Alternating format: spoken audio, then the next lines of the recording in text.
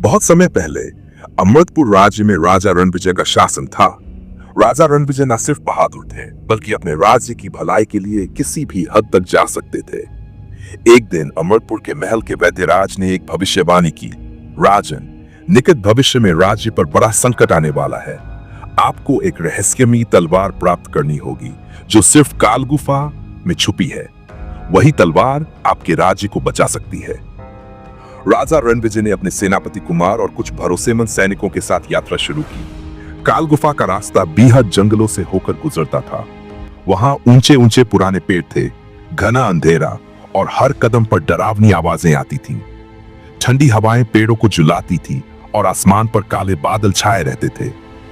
रास्ते में उन्हें कई बाधाओं का सामना करना पड़ा, जंगली जानवर, दलदल और धोखेबाज पहरेदार। लेकिन रणविजय और कुमार की सूझबूझ से वे सभी मुसीबतों को पार कर गए। आखिरकार वे काल गुफा के दरवाजे पर पहुंचे।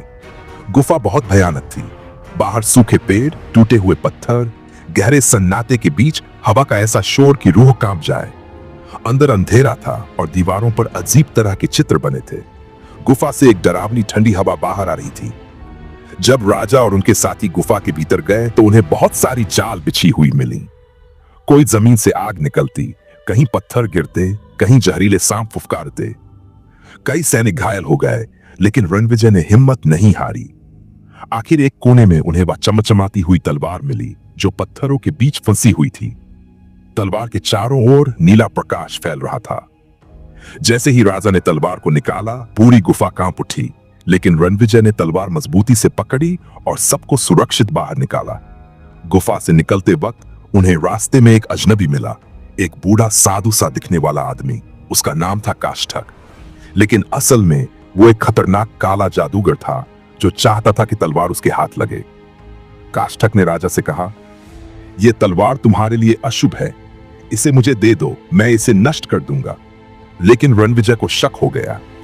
उन्होंने तलवार अपने पास ही रखी और तेजी से अमृतपुर लौट आए। जब राजा महल लौटे तो पूरा महल अस्त व्यस्त था। सैनिक इधर उधर दौड़ रहे थे। महल की दीवारों पर टूटने के निशान थे। लोगों में डर फैला हुआ। किसी ने हमला कर दिया था, लेकिन कोई नहीं जान पाया था कि हमला किसने और कैसे करवाया। रणविजय ने तुरंत सभा बुलाई और जांच शुरू करवाई। सेनापति कुमार ने चारों ओर सिपाही भेजे, लेकिन हमलावरों का कोई सुराग नहीं मिला। असल में महल के अंदर ही कोई गद्दार था जिसने हमलावरों को अंदर आने का रास्ता दिखाया था। लेकिन वो कौन था? इस रहस्य को सुलझाना अभी बाकी था। राजा रणविजय ने गद्दारी की आशंका को अत्यंत गंभीरता से लिया। उन्होंने महल के प्रत्येक व्यक्ति की गतिविधियों पर नजर रखने का आदेश दिया। सेनापति कुमार को गुप्त जांच का नेतृत्व सौंपा गया। इसी बीच रानी ने एक रहस्यमयी बात साझा की। राजन, पिछले कुछ दिनों से रक्षागृह से अजीब सी आहटें सुनाई देती थीं। एक रात मैंने महल की सेविका माया को वहां से निकलते देखा था।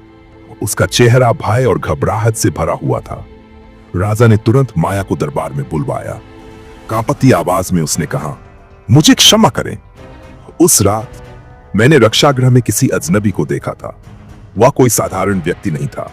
उसके हाथों पर काले तिलों जैसे निशान थे, वही निशान जो काष्ठक के थे। पूरा दरबार सन्न रह गया।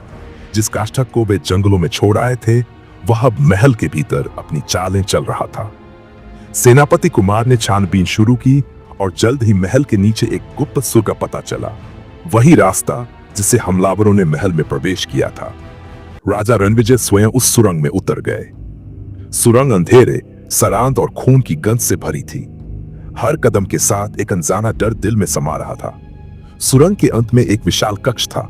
वहां काष्ठक तंत्र मंत्र में लीन था। उसके सामने वही रहस्यमयी तलवार रखी थी। हैरानी की बात यह थी कि तलवार अब रणविजय के पास नहीं, बल्कि काष्ठक के सामने थी। तो तुम यहां तक पहुंच ही गए रणविजय, काष्ठक ने कुटिल मुस्कान के साथ कहा। अब बहुत देर हो चुकी है। यह तलवार अब मेरी शक्ति का स्रोत बनेगी और तुम्हारा राज्य मेरी छाया में सिमट जाएगा। परंतु रणविजय भयभीत नहीं हुए। उन्होंने अपना शौर्य दिखाया। एक भयंकर युद्ध आरंभ हो गया। काष्ठक ने काला जादू चलाया, लेकिन जैसे ही रणविजय ने तलवार को पकड़ा, उसके चारों ओर फैली नीली रोशनी ने सारा अंधकार निगल लिया। रणविजय ने पूरी शक्ति के साथ काष्ठक पर वार किया। गूंजते मंत्र, जलती ज्वालाएं और टूटी दीवारों के बीच काष्ठक चीखते हुए गुफा के अंधकार में समा गया। सुरंग ढहने लगी। विजय अपने सैनिकों सहित सुरक्षित बाहर आ गए। महल लौटते ही राजा ने सभा बुलाई और घोषणा की, हमारा सबसे बड़ा शत्रु कोई जादूगर नहीं बल्कि भीतर छिपा विश्वासघात है।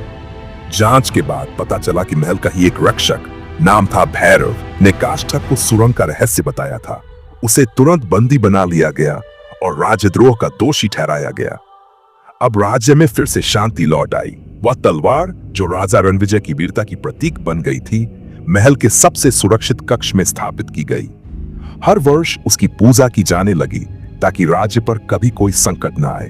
परंतु क्या काष्ठक सचमुच समाप्त हो गया था या कहीं वह फिर से अंधेरे में अपनी शक्ति बटोर रहा है? कहानी अभी समाप्त नहीं हुई है।